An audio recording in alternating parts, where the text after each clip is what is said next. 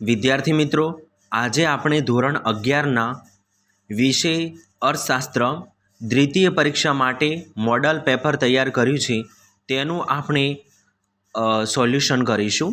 તો વિભાગ એ જે 8 પ્રશ્નો પૂછાય છે, નીચેના પ્રશ્નો માટે આપેલા વિકલ્પોમાંથી સાચો વિકલ્પ પસંદ કરી ઉત્તર લખો.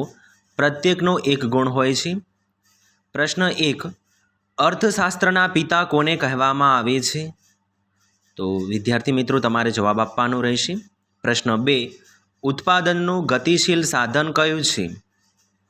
પ્રશ્ન 3, કયા બજારમાં ભેડી એ જ ઉદ્યોગ બને છે? એ પૂર્ણ હરીફાઈ, બી ઇજારો, સી ઇજારયુક્ત હરીફાઈ, ડી અલ્પ હસ્તક ઇજારો. પ્રશ્ન 4, ભારતીય મધ્યસ્થ બેંક આરબીઆઈની રચના કયા વર્ષમાં થઈ? એ 1847, બી 1857, સી 1935, ડી 1947. પ્રશ્ન 5, ઈસવીસન 2011ની વસ્તી ગણતરી મુજબ ભારતમાં કેટલા ટકા લોકો શિક્ષિત છે? એ 55%, બી 62%, સી 73%, ડી 88%. પ્રશ્ન 6, ભારતે કયા પ્રકારનું અર્થતંત્ર સ્વીકાર્યું છે?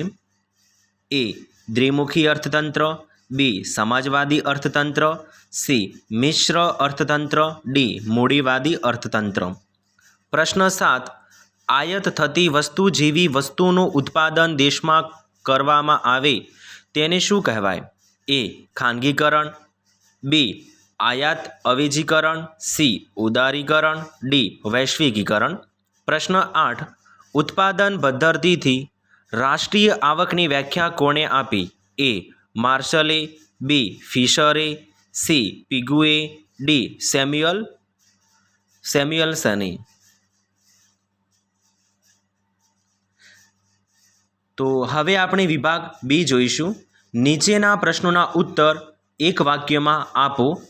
પ્રત્યેક 1 ગુણ, દરેક ટોટલ 8 માર્કનો રહેશે વિભાગ બી. પ્રશ્ન 9, આર્થિક વિશ્લેષણના વિભાગો જણાવો. પ્રશ્ન 10, મીઠાની માંગના પ્રકારો જણાવો. પ્રશ્ન 11, માંગનો નિયમ શાથી શરતી નિયમ કહેવાય છે? પ્રશ્ન 12, પ્રાદેશિક બજાર એટલે શું? પ્રશ્ન 13, પૂર્ણ હરીફાઈ એટલે શું? પ્રશ્ન 14, માનવ વિકાસ અહેવાલ કોણે તૈયાર કરે છે? પ્રશ્ન 15, ભારતમાં જાહેર બાંધકામ ખાતાની રચના ક્યારે થઈ? પ્રશ્ન 16, વૈશ્વિકીકરણનો અર્થ આપો. હવે આપણે વિભાગ સી જોઈશું વિદ્યાર્થી મિત્રો. તો નીચેના પ્રશ્નોના ટૂંકમાં ઉત્તર આપો. પ્રત્યેકના 2 ગુણ.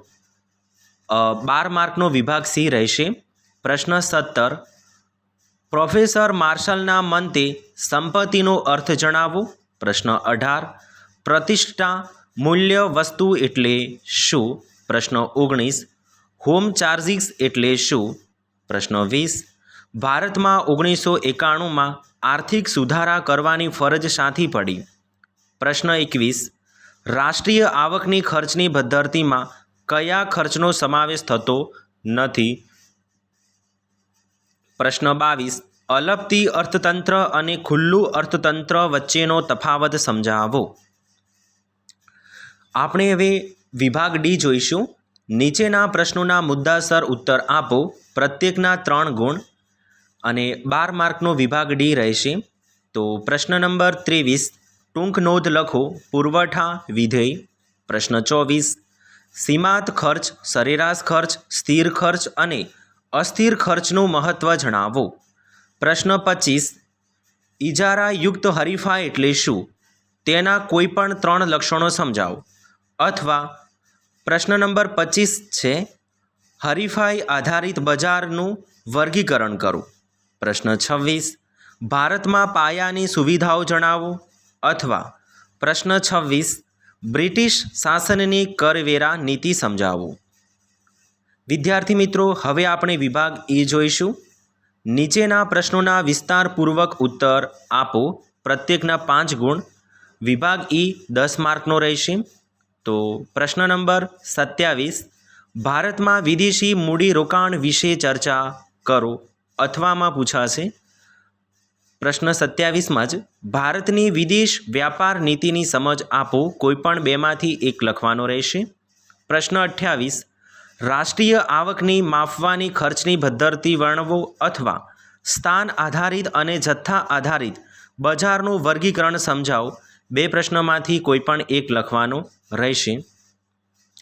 તો વિદ્યાર્થી મિત્રો, આ આપણે અર્થશાસ્ત્રનું પેપર હતું. તો તમારે આ પ્રશ્નો એકવાર સોલ્યુશન કરીને તૈયાર કરી લેવા. તમને દ્વિતીય પરીક્ષામાં અવશ્ય મદદરૂપ થશે.